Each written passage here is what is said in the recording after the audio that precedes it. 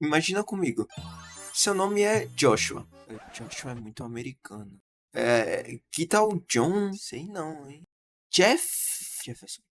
Tá certo, tá certo. Seu nome é Jefferson, e desde sua infância você sempre foi apaixonado por Assassin's Creed. Tudo começou logo no início da franquia, com pequenos atos de amor e carinho. E ao longo que o tempo foi passando e novos jogos foram sendo lançados, você acompanhava a história de Desmond. E olha, você amava muito. Não só o primeiro, mas também o segundo. Só que com o lançamento do terceiro jogo e a conclusão da história de Desmond, digamos que não foi uma das melhores, na sua opinião. E é claro que isso não é exatamente um problema, é apenas sua opinião. Mas você odiou tanto esse final que decidiu que não iria mais jogar nenhum Assassin's Creed.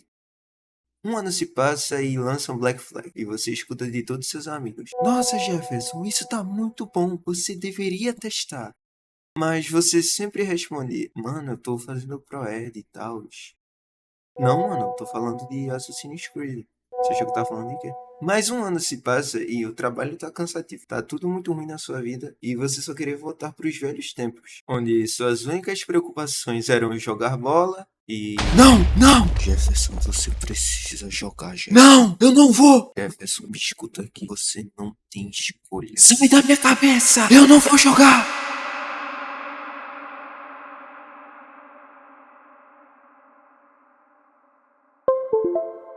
Você decide dar uma chance de novo e instala um dos últimos Assassin's Creed que tinha saído para PC na época, o Assassin's Creed Unity. E bom, logo no início, digamos que, bom, o Unity é um caso complicado de se comentar. E é claro que esse bug não atrapalhava a gameplay diretamente, mas se torna muito mais difícil prestar atenção na história quando em todas as cutscenes, os rostos dos NPCs...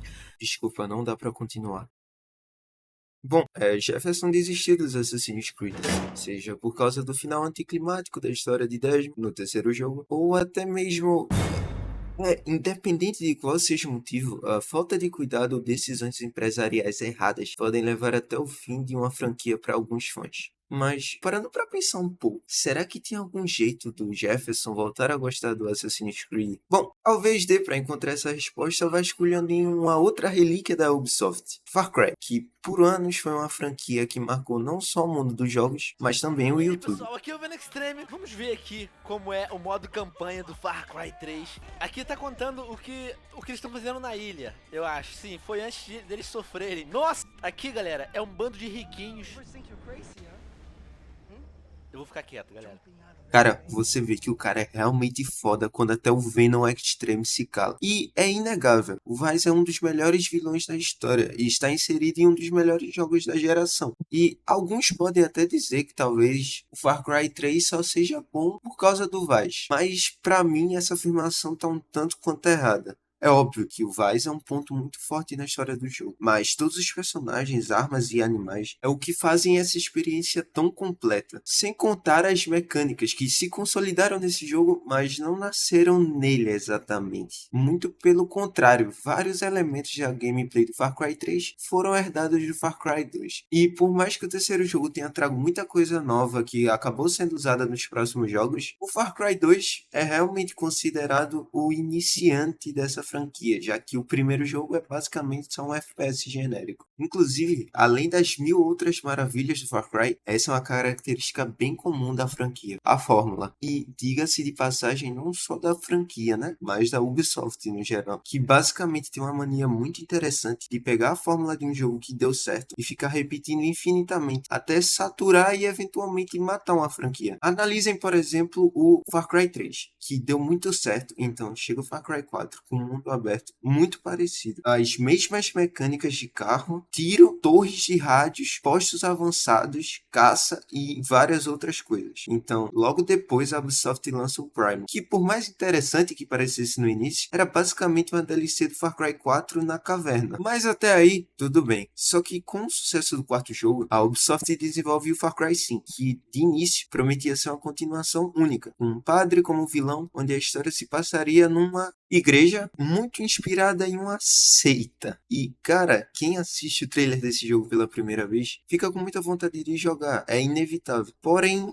Bom, além de copiar a mesma formulazinha de sempre, esse jogo é. Ai, esse jogo. Ah, e chegando no New Dawn.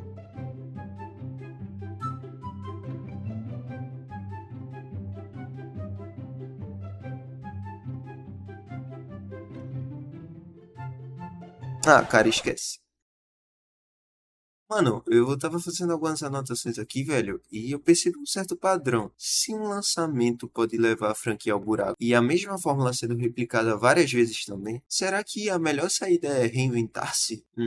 Deixa eu pensar. Que tal o Dead Space? Ou como normalmente é conhecido, o Resident Evil no espaço. E não ironicamente, esse apelido que ele ganhou é uma ótima forma de explicar o porquê que o jogo fez tanto sucesso. Porque o Dead Space ele trazia toda uma atmosfera opressiva com uma narrativa muito única, trazendo não só fãs de survival horror, mas vários tipos diferentes de pessoas, seja por suas inovações tecnológicas ou por seus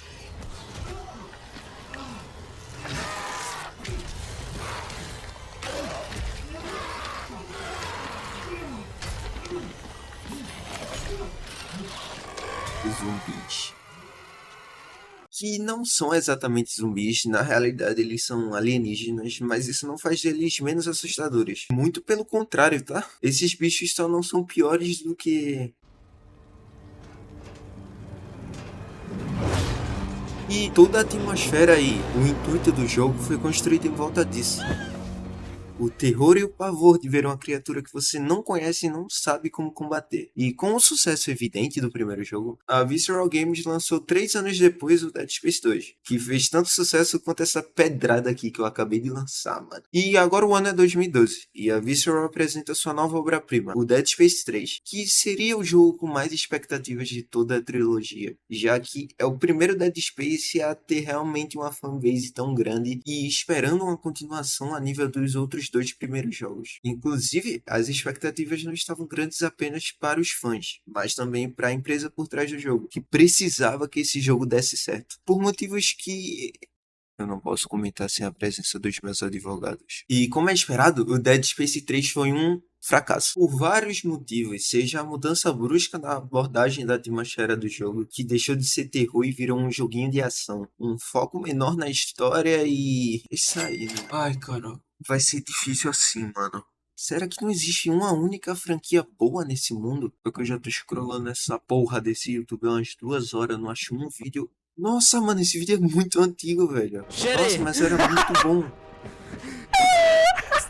Sabe o que mais me assusta em Half-Life? É que todos os Half-Lifes mudaram o cenário de um jeito tão único que foram responsáveis por criar toda uma mística em volta dos jogos da Valve. Se liga, em 1996, a Valve foi fundada por Gabe Newell e alguns outros ex-funcionários da Microsoft, com o intuito de criar um FPS de terror. Nascendo assim, o que a gente futuramente conheceria como Half-Life, que além de ter muitas semelhanças com Quake e Doom, também apresentavam suas próprias características, como uma história que acontecia de forma contínua, sem a necessidade dessas cutscenes genéricas. Além disso, esse jogo também tinha uma inteligência artificial muito avançada para a época, e para os NPCs de Skyrim.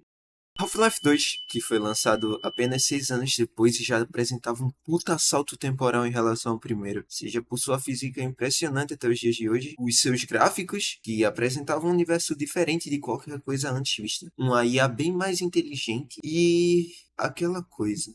Mas enfim, cada um dos Half-Lives teve sua devida história sendo contada, e é estranho parar para pensar que uma franquia que fez tanto dinheiro simplesmente parou de ser produzida sem explicação. Por mais que recentemente tenha saído Half-Life Alyx, ainda assim não era isso que os fãs da saga realmente queriam. Talvez nem sempre uma boa continuação precisa mudar a originalidade de seus antecessores, mas às vezes mudanças são sim necessárias e muito bem-vindas. Só por favor não lancem o CS3.